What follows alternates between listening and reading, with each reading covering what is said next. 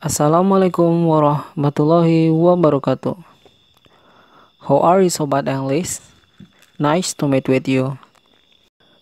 Di chapter 3 ini, topik kita adalah We know what to do. Jadi, di topik ini kita akan mempelajari bagaimana cara memberi dan meminta informasi terkait keharusan, larangan, dan himbauan sesuai dengan konteks penggunaannya. Sebelum masuk ke konteks, Sobat English perlu mengetahui dua hal. Yang pertama, verb atau kata kerja. Kata kerja merupakan suatu tindakan atau kejadian, keadaan, dan sikap dalam bahasa Inggris. Sedangkan modal auxiliary atau kata kerja bantu ini merupakan bentuk kata yang mendukung kata kerja. Modal yang kita pelajari dalam pelajaran ini adalah should dan must. Yang pertama, should. Should digunakan untuk menyarankan saran atau pendapat kepada seseorang.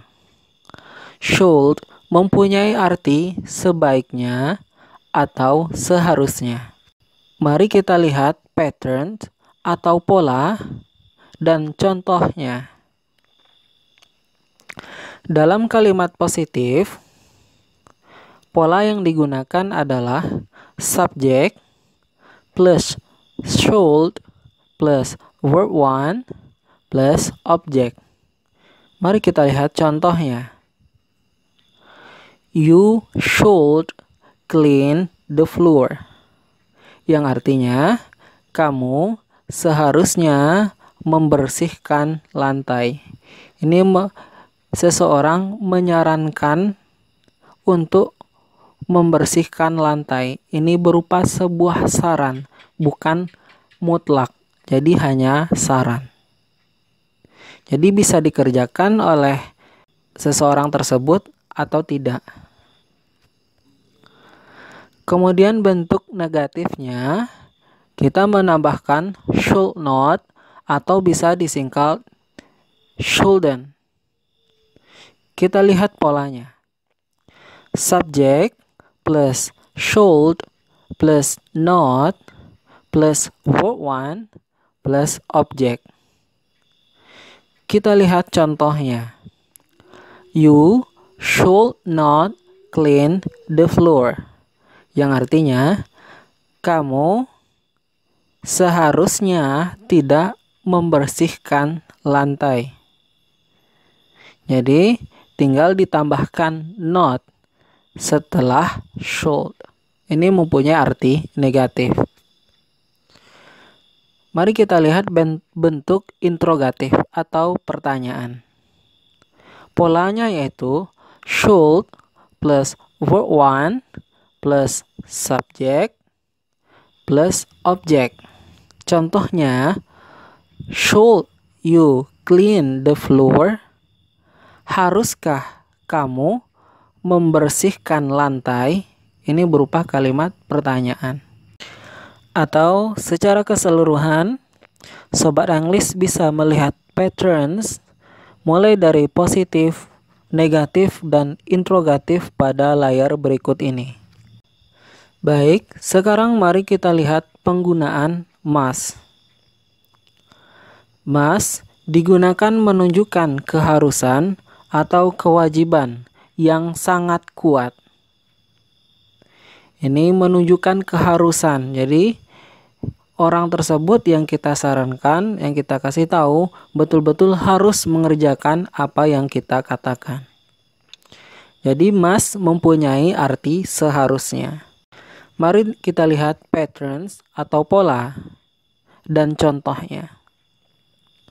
Dalam bentuk positif, polanya yaitu subject plus must plus verb 1 plus object. Contohnya yaitu he must go to school.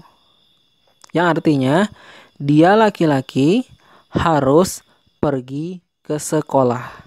Jadi ini betul-betul memberikan sebuah kewajiban kepada sang subjek, di sini he, untuk pergi ke sekolah. Kemudian mari kita lihat bentuk negatifnya. Jadi kita tinggal menambahkan must not, atau bisa disingkat juga, Sobat English bisa melihat singkatannya di sebelahnya. Jadi pattern yang digunakan yaitu subject plus must plus not plus verb 1 plus object. Contohnya, he must not go to school. Dia laki-laki seharusnya tidak pergi ke sekolah.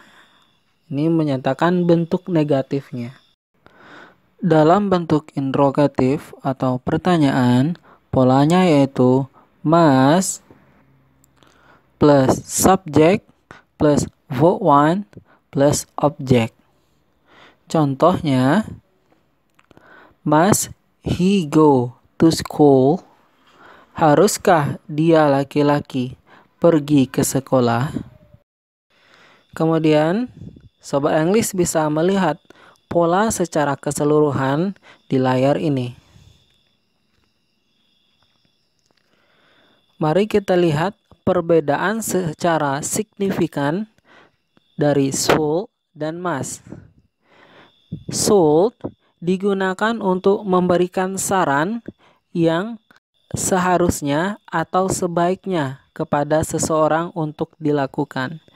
Jadi hanya berupa saran, tidak ada penekanan di sini. Kemudian must menyatakan keharusan yang seseorang harus lakukan. Jadi penekanannya sangat kuat di sini. Diibaratkan sesuatu tersebut harus atau wajib dilakukan oleh seseorang tersebut.